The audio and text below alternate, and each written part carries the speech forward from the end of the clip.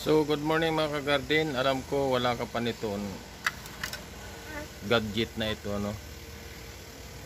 Ito po ay gamit natin sa pagpulot ng mga basura.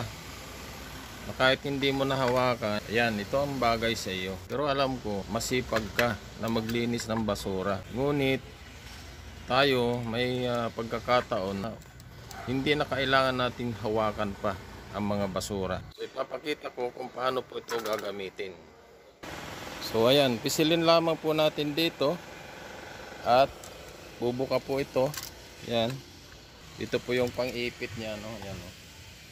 Yan, may dalawang guma na yan.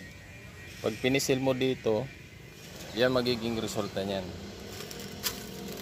Yan, no?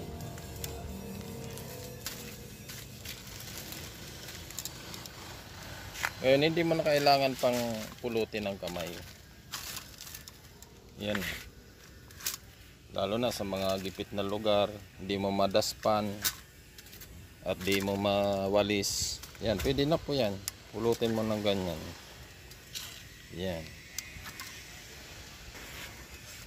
Yan. Mabilis lang pong pampulot yan, ano. Kahit ilagay pa natin doon sa sulok na yun, sulok na yun. Yan, oh, pulutin natin. Hindi na kailangan nating walisin. Yeah. Pero kung sa mga maluwag, pwede naman natin gamitin walis sa kadaspan. Pero sa mga sulok, katulad nyo, nandoon sa sulok na yun, oh. At di natin mawalis. Yan, oh. Yan. Pulutin lang natin. Pwede na. O, diba? Halimbawa, nandoon sa sulok yung basura na may gamit ka ng ganito. Yan, madali lang pulutin. Hindi mo na kailangan yumuko ng husto.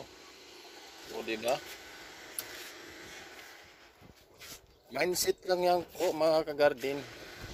So, ano pang hinihintay mo? Check out mo na yan. Dito lamang po yan sa Yellow Basket. Thank you for watching. Follow na rin po at share para naman makakita yung iba. Baka naman magustuhan nila tong items na to. Thank you po.